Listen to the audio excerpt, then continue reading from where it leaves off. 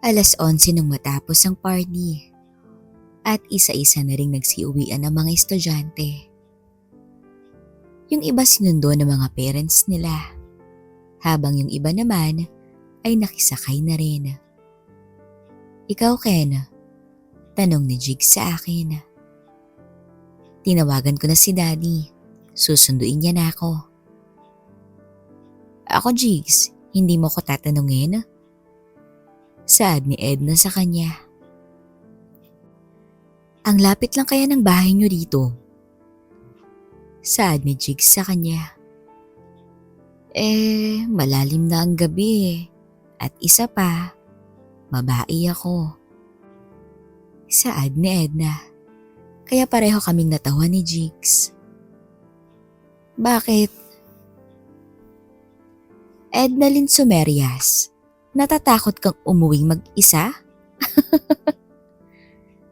Biro ni Jigs sa kanya. Sige ka, pag may nangyari sa akin sa daan, sisisihin kita. Ikaw? 5 lalaki nga kaya mong bugbugin. Natatawang saad ni Jigs. May listahan kasi kaming mga seniors tungkol sa mga desirable girls ng campus.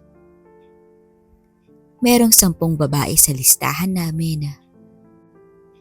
At yung top 5 noon ay puro mga seniors. At sa 5 yon, 2 ang nasa klase namin. Si Sofia na number 3 at si Edna Lynn ang pangalawa. Yung number 1 naman ay si Luisa. Beauty and prom queen ng high school ay nasa section 2. At lahat ng varsities at mga manyak naming teachers ay nagkakagusto sa kanya. Tumigil nga kayo. Inis na saad ni Edna. Pero natatawa pa rin kami ni Jigs sa kanya. Black belter kasi sa karate sa Edna. Kaya isa to sa dahilan kung bakit nalagay siya bilang number 2 sa listahan. Si Luisa ay sharpshooter, beauty queen at sobrang talino. Pero hindi ito contender sa valedictorian position. Hindi gaya sa 2 ito. Sige na nga, saad ni Jigs at agad humawak si Edna sa braso niya at ngumiti nung lumingon siya sa akin. Baka magkatuluyan kayo niyan ha? Biro ko sa kanila. Kami? Natawa lang si Jigs at bigla itong napaaray.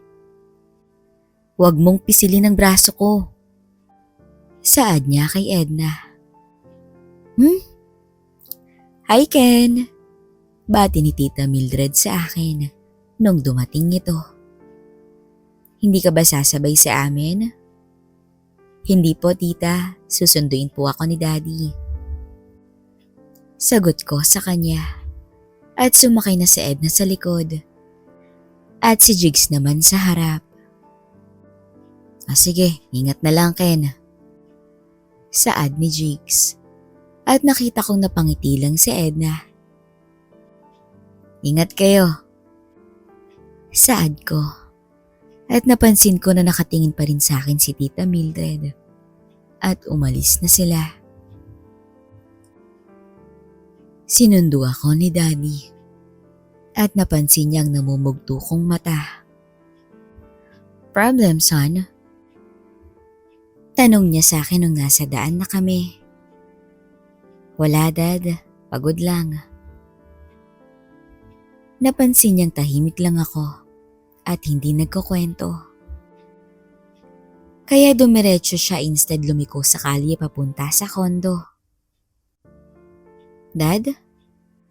Tanong ko. I know. At pinark niya ang kotse sa harap ng coffee shop. 3 kanto lang ang layo sa kondo namin. I remember nung bata ka pa. The only way to make you talk is to buy you ice cream. Saad ni Daddy sa akin. Tahimik lang akong kumakain. Now may ice cream ka na? What's wrong? Tumingin ako sa kanya. We broke up.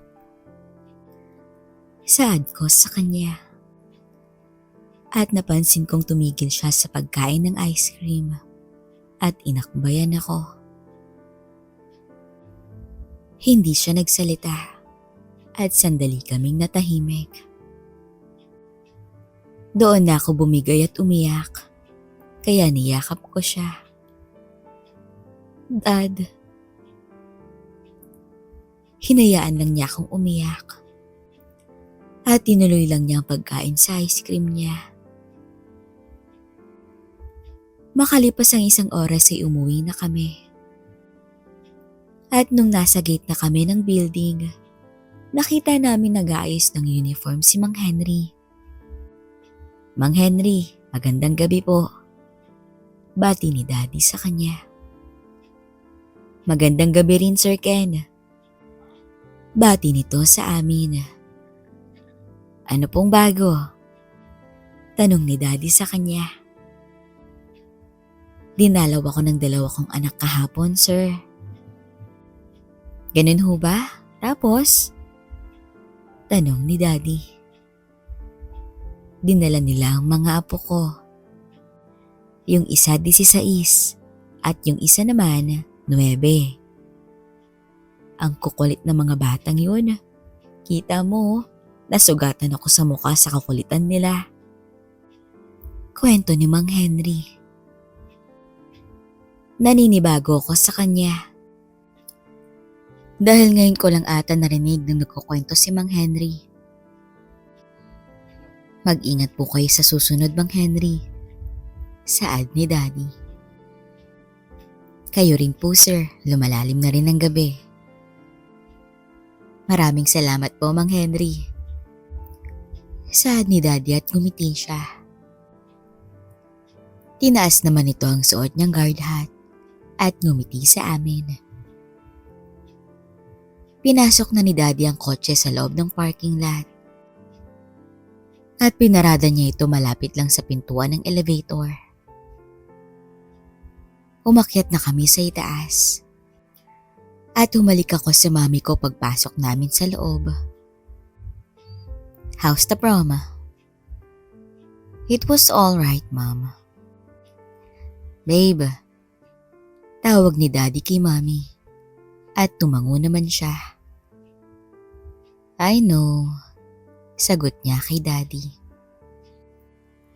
Son, pumasok ka na sa kwarto mo at magpahinga ka na. Utos ni Daddy. Sige po, good night po sa inyo. Paalam ko sa kanila. At narinig kong nag-uusap silang 2 sa sala. Pero hindi ko na lang to pinansin. At pumasok na ako sa kwarto ko. Nagpalit ako ng damit pantulog at nahiga na sa kama. Sinubukan kong tawagan si Sofia, pero out of reach na raw ang number niya. Naiyak na lang ako, hanggang sa hindi ko na malaya na nakatulog na pala ako. Madaling araw na nung maramdaman kong nag-vibrate ang phone ko, kaya tinignan ko ito. Nakita akong nag-text si Tita Mildred.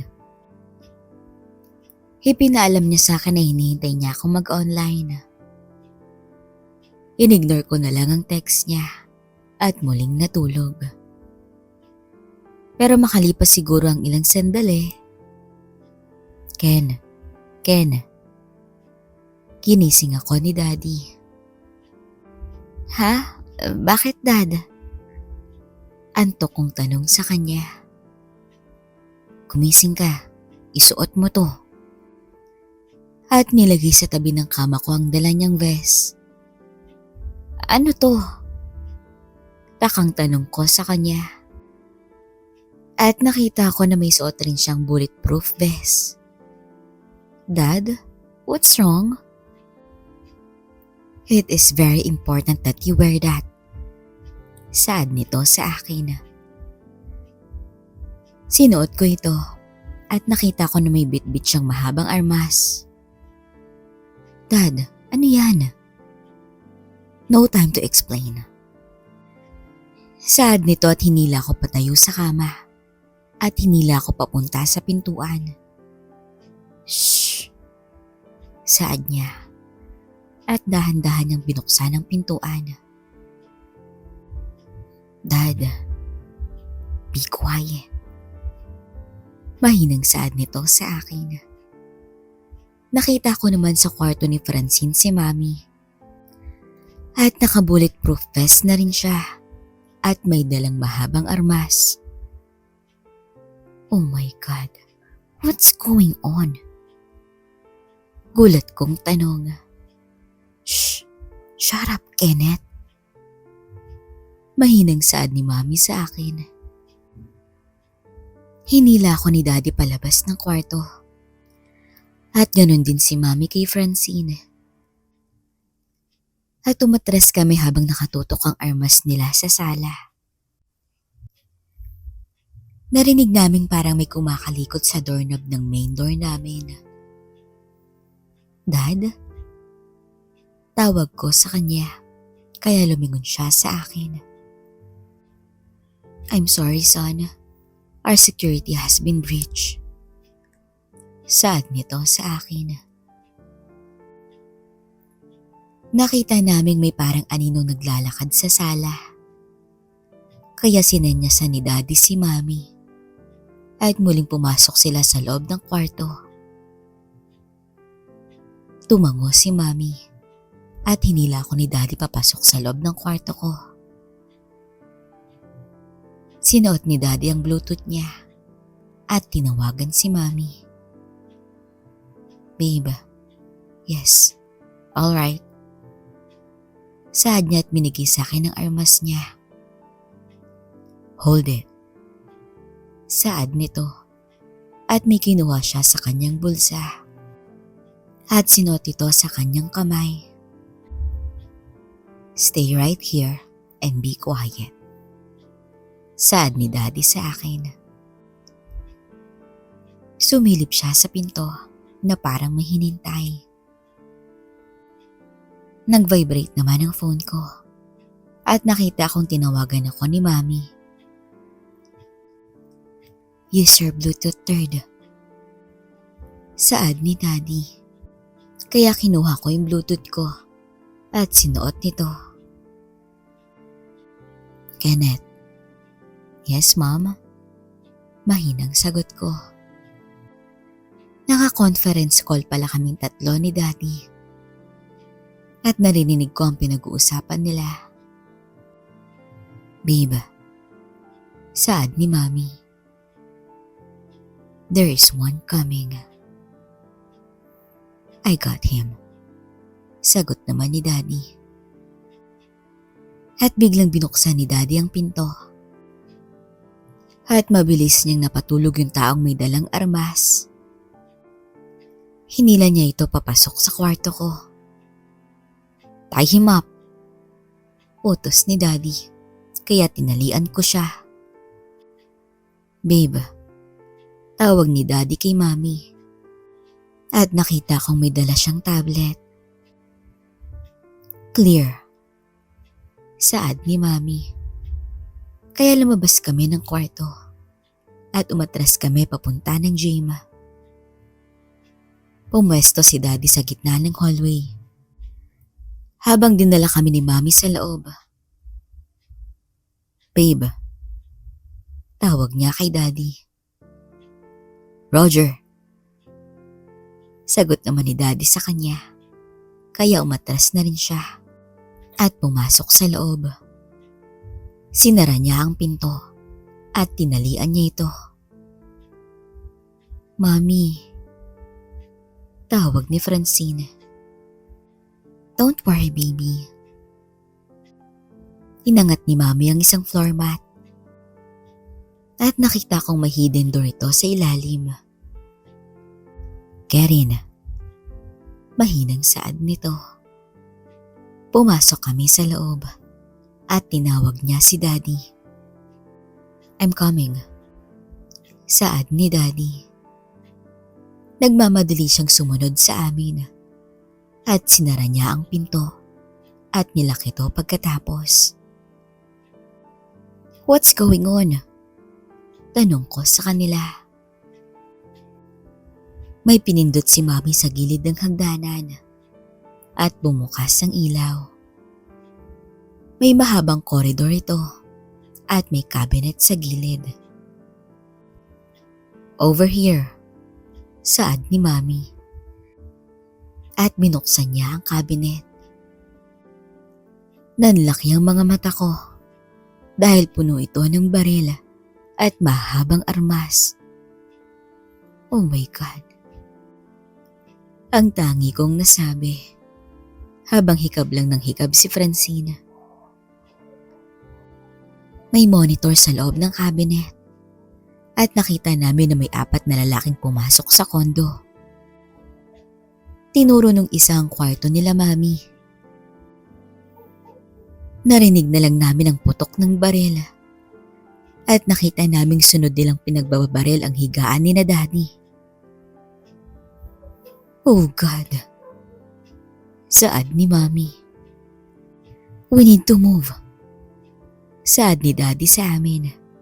Kaya kumuha sila ng mga magazine at binigay sa akin ng isang bag. Carry that. Utos ni Daddy. At sumunod kami sa kanila sa dulo ng koridor. Naguguluhan ako sa sitwasyon namin pero sumunod na lang ako sa kanila. Dali, pumasok na kayo. Saad niya. At pumasok kami sa maliit na pinto. At tila pamilyar sa akin ang hagdanang ito. Alam ko to ah. What? Tanong ni Daddy sa akin. At binaliwala lang niya ito. At pinakyat niya na kami sa itaas. Hold on. Saad ni Mami. At dahan-dahan niyang binuksan ang maliit na pinto palabas ng rooftop. Nung masigurong walang kalaban, pinalabas niya na kami. Mama, we are trapped. Saad ko sa kanya. Dahil dapat bumaba kami, imbes umakyat sa rooftop. It's alright, boy. Saad ni Mami. We need to go, now. Saad naman ni Daddy. Kaya dinala nila kami sa loob ng tools at narinig namin ang ingay ng paakyat na elevator. Oh God, please. Saad ko. At naghahanda ang mga magulang kong depensahan kami nung tinutok nila ang mga armas nila sa pintuan ng tools.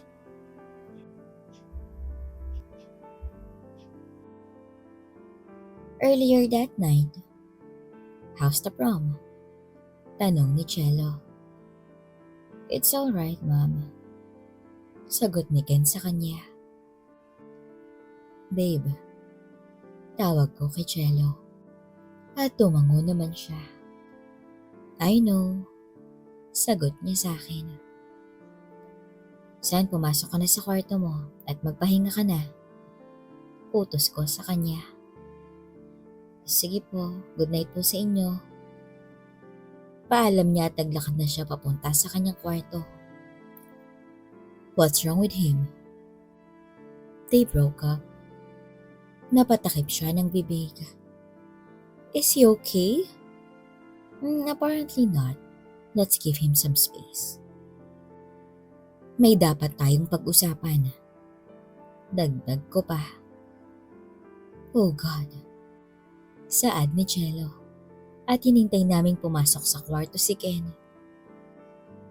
How many do you think are there? Tanong niya sa akin na naglakad kami papunta sa aming kwarto. Ang sinabi ni Mang Henry, 2, pero sa itinuro niya sa akin nung tinaas niya ang guard hat niya, may 2 kotseng nakaparada sa labas. So we are expecting 8 to 10 intruders? More like it. We need to prepare. Sagot naman ni Cello. Yeah, ihahanda ko na ang gamit natin. Wait. Pagpigil niya sa akin at hinila ako papalapit sa kanya. I'm scared. Mahinag saad nito. We trained for this, remember? I know, but this is real, babe. What if... No, we will live. We will grow all together. Magkakapo pa tayo. Paano? Naghiwalay na sila, di ba? Natawa na lang ako sa tanong niya. Babe, Sophia is not the only girl our son can date. I wish that boy would stop for now until he is 30. Niyakap ko siya. I love you. I won't let anyone harm our family. Pangako ko sa kanya. I know, that is why I love you so much. Hinila niya ang mukha ko palapit sa kanya at bumulong. Let's get ready first, babe, bago tayo magpaligaya. Natatawang saad niya at natawa rin ako. Yes, ma'am. Sabay saludo ko sa kanya. Minomonitor ni Cello ang elevator at ang labi sa baba gamit ang tablet. Habang ako naman ay kinukuha ang supplies namin sa gym. That's 4 vests, 2 M16 fully loaded with 6 each mag reserve, 3 flash grenade, and 4, hopefully hindi natin magamit ang live grenade. Saad ko sa kanya. Good, baby. Tinignan ko ang monitor. Nasaan si Mang Henry? Tanong ko sa kanya. Nasa guardhouse pa. Sagot niya. I hope this is just a false alarm. Saad ko kay Cello. Me too. I'm worried about the kids. Niyakap ko siya. But we can't be too careful. Saad ko sa kanya. At kinuha ko ang isang bulletproof vest at pinasuot ito sa kanya. Oh babe. Saad niya nung tinaas ko ang zipper ng vest niya. Ang tanging nasabi ko. At hinila niya ako palapit sa kanya at naglapat ang aming mga labi. Oh God, tension and danger turns me on. Saad ni Cello, kaya natawa ko. Naka-long shirt at pambabalang si Cello, habang naka-boxer shorts lang ako. At marami itong dinidikit sa kanya. If this is going to be our last night, babe, saad niya. Pati tuloy ako na to turn on sa mga titig niya. Kaya agad ko na siyang pinasok. Napapatili na lang si Cello habang marahan akong umuulos. Mainit na ang mga tagpo. Nang biglang umilaw ang tablet at napatigil kami pareho. Pucha! Napamura siya at inabot to. Oh God! Kaya bumangon ako at nakita kong may humila kay Mang Henry paalis ng guardhouse. Time for action. Saad ko sa kanya. Kaya tumingin siya sa akin. Are you serious? Yes. Unbelievable. At umikot kaming dalawa at pinahiga ko siya sa kama. At mabilis akong umulos. Ilang sandali lang ay pareho na namin naabot ang rurok. Wala na. Wala na tayong lakas nito. Hinihingal kong saad sa kanya. Come on, Kenneth. Sabay tulak sa akin. Let me rest. Saad ko sa kanya. No. At kinuha niya ang vest at nilagay ito sa tabi ko Put it on. Battle station, baby. Saad nito. At wala na akong nagawa, kundi isuot na ang vest. At nagsuot na rin kami ng pantalon. Ikaw na ang bahala kay Francine at ako naman ang bahala kay Ken. Saad ko sa kanya. At dala ang M16, lumabas kami ng kwarto at tumungo sa kwarto ng mga anak namin. Gigisingin ko si Francine. Saad ni Jello. Ako na rin ang bahala kay Ken. Sagot ko naman sa kanya. At binigay ko sa kanya ang bulletproof vest. At pumasok siya sa kwarto ni Francine. Baby, narinig ko si Jello. At pumasok na rin ako sa kwarto ni Ken. Nakita kong mahimbing itong natutulog. Ken. Gising ko sa kanya. Dad, inaantok pa niyang saan. Kasalukuyan na kaming nasa rooftop. Hindi ko alam kung makakatakas pa kami nito dahil sarado ang tools at walang possible exit. We'd better hurry, saad ni Daddy. At sumilip sa labas ng pinto si Mommy. At tinutok ang barrel ng armas niya sa pinto ng elevator. Dad, we are trapped. Saad ko sa kanya. At umiiyak na si Francine. Baby, please be quiet. And Ken, we are not trapped. Saad ni Daddy sa akin. We are on top of the building. Come on. Saad ko. Tinulak ni Daddy ang mga gardening tools ni Mommy. At may binuksan siyang baul. Here, wear this. Saad nito. Kaya nagulat ako sa ibinigay niya sa akin. What? Ano to, Dad? Just wear it, Kenneth.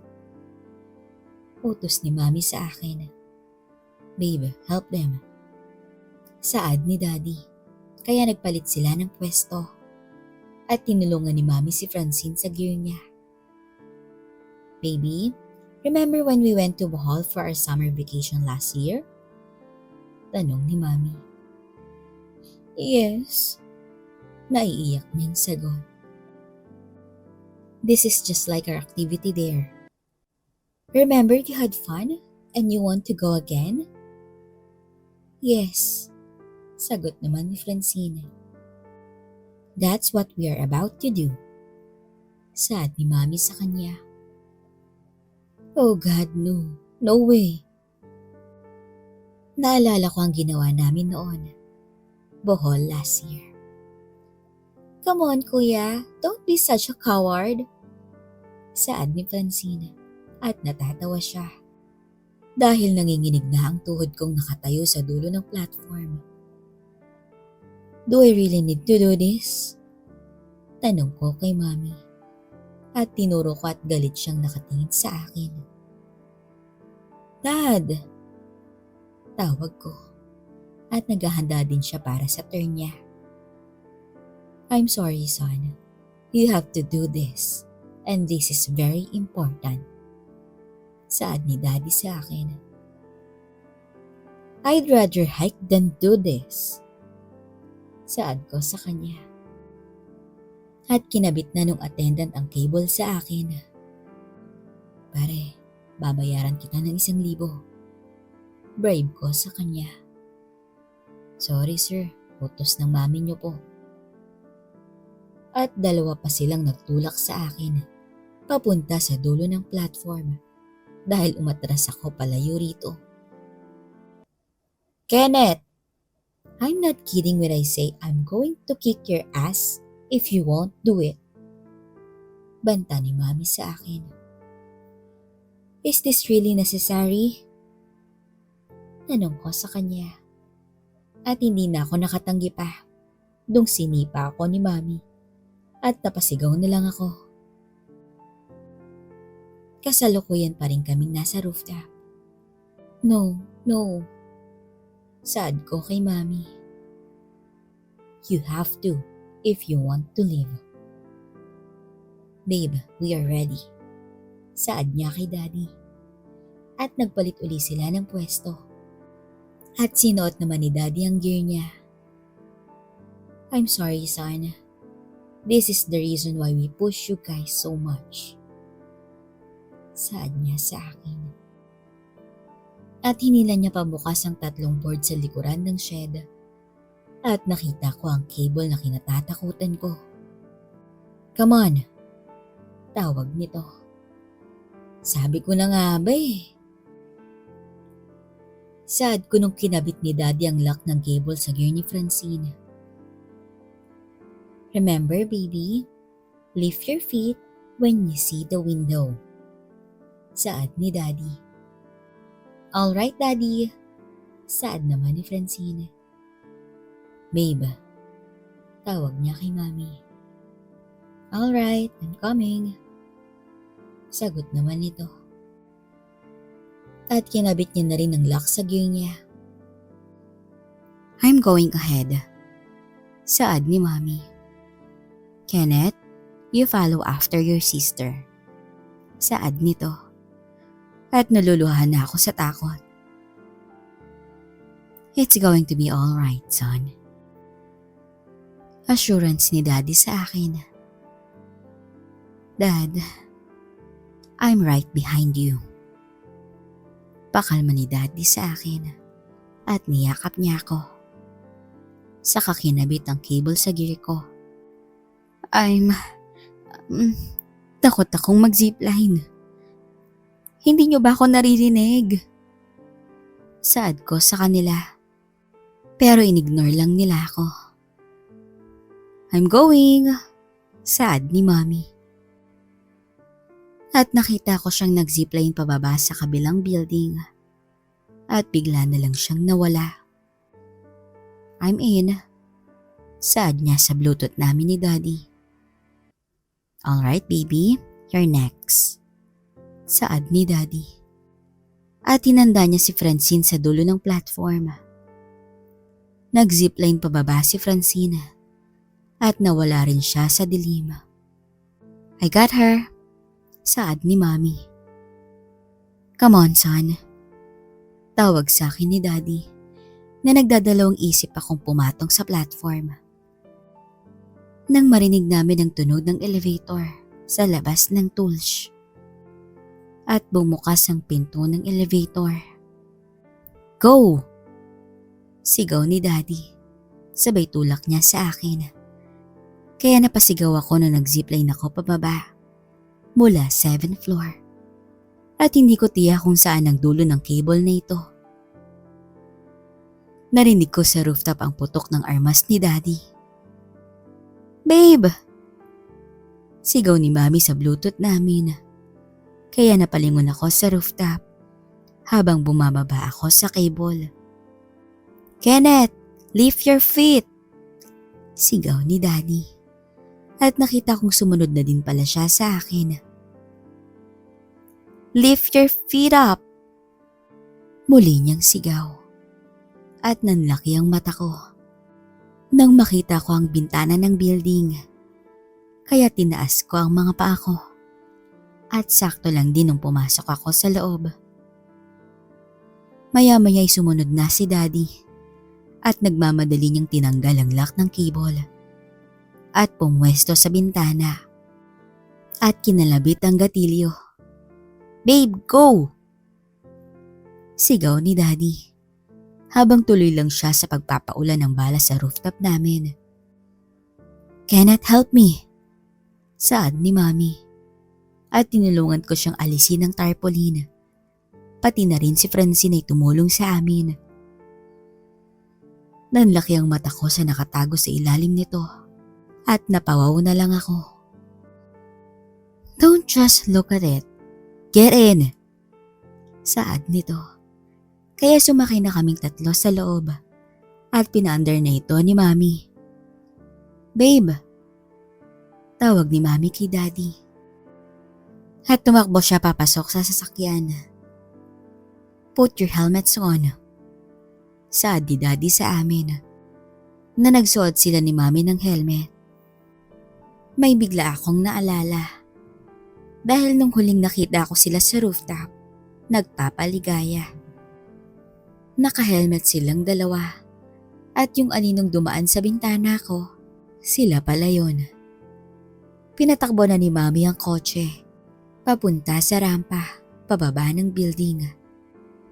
At nakita ko namang may pinindot si Daddy. Narinig ko na lang na may pumutok sa likuran namin. At doon bumagsak ang cable na ginamit namin kanina. That's it. Saad ni Daddy. Baby, Kenneth, put your seatbelts on. Utos ni Mami sa amin, kaya agad kaming nag-seatbelt. It's not over yet. Saad ni Daddy nang lumabas kami ng building at nasa kalye na kami. Tumingin sa rearview mirror si Mami. I know, those two cars are following us. Saad ni Mami kay Daddy. I'm switching arms. Saad ni Daddy. Okay. Son, sa ilalim ng upuan mo, may box na nakatago. Kunin mo please. Saad ni Daddy. Kaya agad ko tong kinuha at binigay sa kanya. Nakita ko ang Magnum 38 mula sa loob ng box. Oh God, seryoso kayo? Gulat kong tanong sa kanya. Kenneth, cover your sister. Saad ni Mami. At mabilis niyang pinatakbo ang Dodge Charger. Kaya napadikit kami ni Francine sa upuan namin. Inuulanan kami ng bala ng mga taong sakay sa dalawang kotse na humahabol sa amin. Napamura si Daddy at napayuko siya. Babe, I'm okay. Agad na sagot ni Mami. I'm firing back.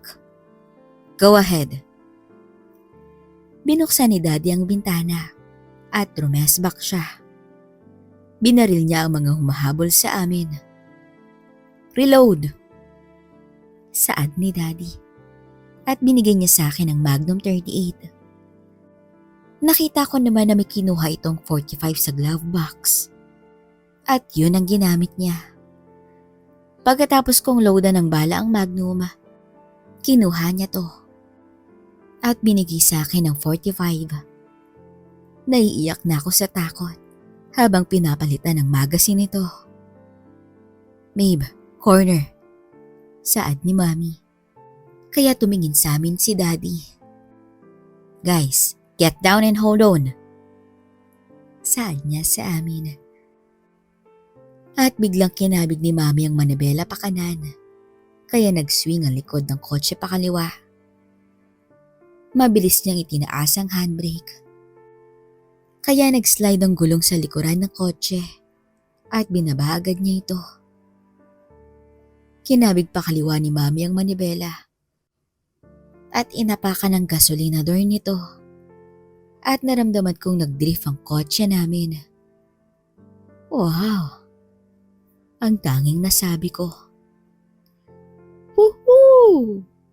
Sigaw ni Mami nung ginawa niya ito. At mabilis niyang nakontrol ang speed ng kotse at dumiretso kami. Bumangon ako at tumingin sa likuran namin at nakita kong bumangga sa gilid ng poste ang isang kotse habang yung isa naman ay dumiretso sa loob ng isang tindahan. Woohoo! Sumigaw na rin si Daddy at nag-high five pa ang dalawa. Years of practice paid off. Saad ni Daddy kay Mami. You got it. Natutuwang sagot ni Mami. At niliko niya ang kotse papunta sa highway. They are not chasing us anymore. Saad ni Daddy. Good. Babe. Parang hiningal si Mami. Pull over. Let me drive. No. Kenneth, give me Red Bull. Utos ni Mami. Where? Tanong ko kaya tinuro ni Daddy ang maliit na compartment. At nakita kong may Red Bull ito sa loob. Binuksan ito ni Daddy at pinainom to kay Mami. That feels good. Good driving, babe. Thanks. Sabay halik niya kay Daddy. Oh God, I think may lumabas sa aking pajama. Saad ko sa kanila at nagtawanan lang sina Mami at Daddy. I'm scared. Saad ni Francine, kaya pinatahan siya ni Daddy. Babe, you know where to go. At tumango lang si Mami. Kinalolo tayo? No, son. Why? Hindi ba mas safe tayo kung doon tayo kina lolo magtatago? Kenneth! It's okay, babe.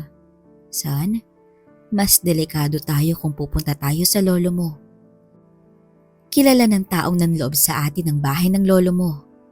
Kaya hindi tayo pupunta sa kanila. Paliwanag ni Daddy sa akin. Saan pala tayo? Kami na ang bahala doon. Ang importante, ligtas tayo. Saad ni Daddy sa akin. Niyakap ko si Francine at pinapatahan siya. Dahil kanina pa ito iyak ng iyak. Baby, tahan na. Ligtas na tayo. Kuya. At umiiyak pa rin ito. Nakita ko ang sign sa itaas. Cavitex? Tanong ko kay Daddy. Oo, akin na yung phone mo. Kinuha niya ang phone ko at tinanggal ang battery. Kasama na rin ang SIM card ko. Sorry. At binali niya ang SIM card ko. Dad! Bibili na lang tayo ng bago. Don't worry, Kenneth. Saad ni Mami sa akin. Kaya napasandal na lang ako sa upuan at tumingin sa labas.